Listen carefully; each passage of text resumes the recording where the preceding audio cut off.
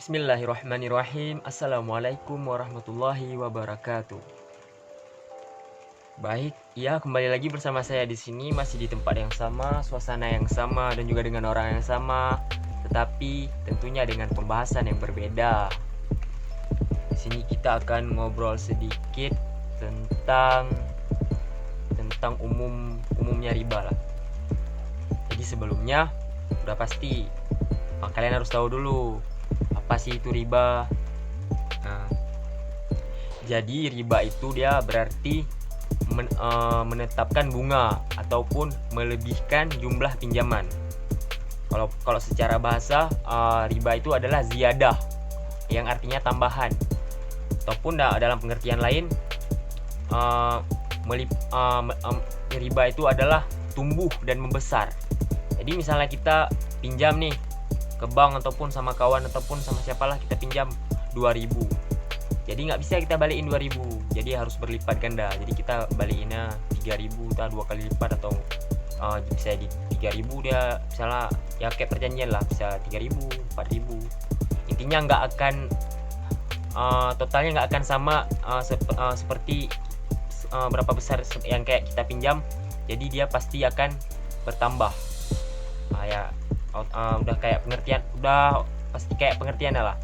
Dia tumbuh dan membesar, bukan tumbuh dan berkembang tumbuh dan membesar. Artinya dia akan berlipat ganda. Kayak itulah pengertian umumnya riba. Allah Subhanahu wa taala berfirman dalam Al-Qur'an surah Ali Imran ayat 130, yang mana berbunyi Bismillahirrahmanirrahim. Ya ayyuhalladzina amanu la ta'kulur riba adhafan mudhafa wattaqullaha la'allakum tuflihun. Yang mana artinya hai orang-orang yang beriman, janganlah kamu memakan riba dengan berlipat ganda, dan bertakwalah kamu kepada Allah supaya kamu mendapat keberuntungan. Quran surah Ali Imran ayat 130. Baik, sekarang kita akan membahas sedikit macam-macam riba. Macam-macam riba tuh secara umumnya ada dua. Yang pertama riba ad-duyun, yang kedua riba buyu ataupun riba jual beli. Jadi nanti di antara kedua nih terbagi lagi anak-anaknya. Kalau riba ad-duyun itu sendiri pengertian secara umumnya adalah riba hutang piutang. Dan dia terbagi lagi. Yang pertama ada riba qard. Riba qard ini adalah riba yang dihasilkan oleh tambahan atas pengembalian pokok pinjaman yang diisyaratkan kepada peminjam. Misalnya riba qard ini lah kayak rentenir.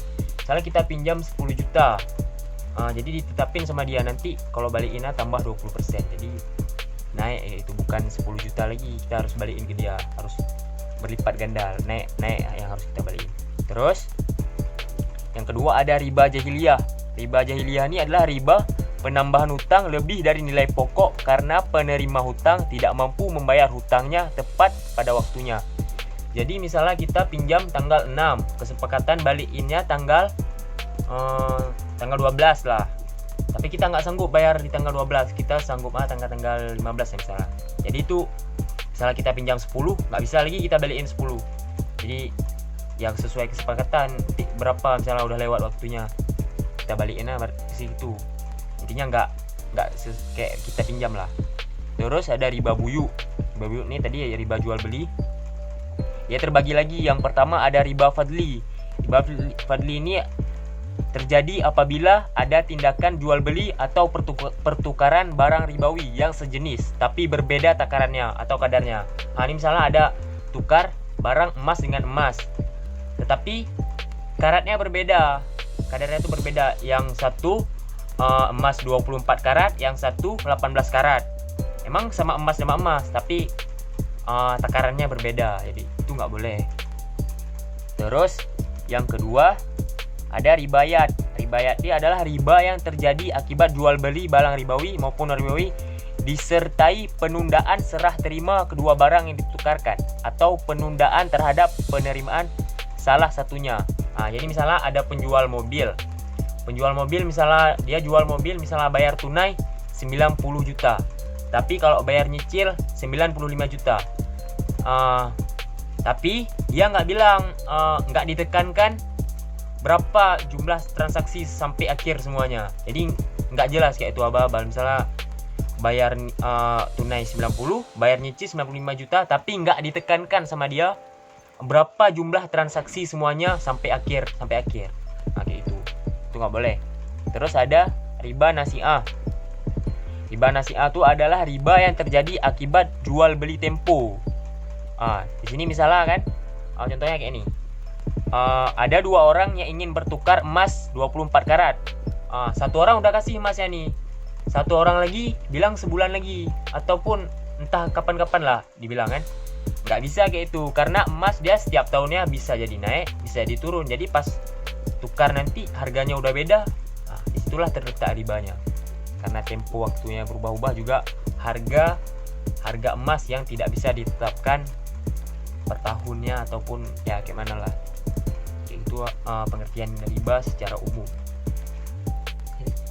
Baik, jadi sekarang kita akan bahas sedikit faktor penyebab memakan dan diharamkannya perbuatan riba. Jadi kenapa sih kalau makan riba tuh kayak mana, dan kenapa diharamin riba tuh? Jadi Allah Subhanahu wa taala itu nggak akan melarang kita melakukan sesuatu kalau dampaknya buruk.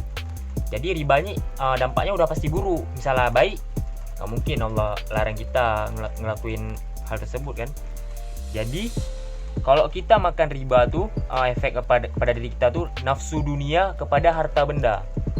Ini sangat tidak baik, nafsu dunia kepada harta benda. Jadi kita nanti akan lupa kepada akhirat akibat nafsu untuk bergelimang harta di dunia ini, lupa kepada akhirat.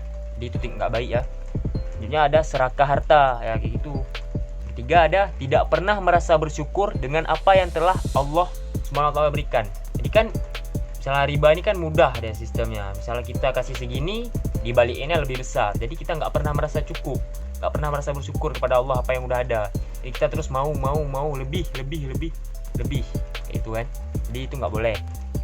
Terus selalu ingin menambah harta dengan berbagai cara termasuk riba. Nah, jadi kayak gitu kan, menghalalkan segala cara demi memuaskan hawa nafsu sendiri tanpa memikir dampak kedepannya ataupun efek samping baik kepada orang lain ataupun orang-orang sekitarnya. Jadi menghalalkan segala caranya untuk kebaikan pribadi itu tidak baik ya. Jadi ya kayak gitu, itu efek untuk yang memakan riba. Jadi kenapa diharamkannya riba? Yang pertama adalah udah pasti merugikan orang lain, karena riba itu kan melebihkan, dia membesar. Jadi pas nggak seimbang lah, nggak adil, nggak sesuai. Kita pinjam segini masa harus balikin segitu ya kayak gituan. Terus sama dengan mengambil hak orang lain ya, itu yang orang sebelumnya pinjam sama kita, orang-orang nggak ada, jadi kita harus orang yang pinjam nih harus balikin lebih, sedangkan dia pas pinjam dia nggak punya, dia pinjam karena nggak punya dan harus balikin lebih dari apa yang dia pinjam. Udah dia nggak punya hak, dirampas lagi haknya. Nah, kayak mana tuh? Jadi nggak boleh ya. Terus udah pasti diharamkan riba akan mendapat laknat dari Allah Subhanahu wa taala dan neraka adalah ancamannya.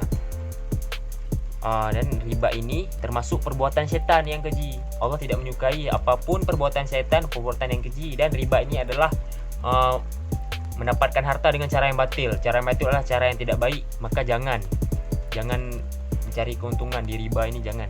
Memperoleh harta dengan cara yang tidak adil sudah pasti, karena tidak pernah sama apa yang telah dipinjam ataupun apapun pas dikembaliin nggak pernah sama dengan apa yang dipinjam, totalnya pasti akan berbeda, pasti akan berlipat ganda.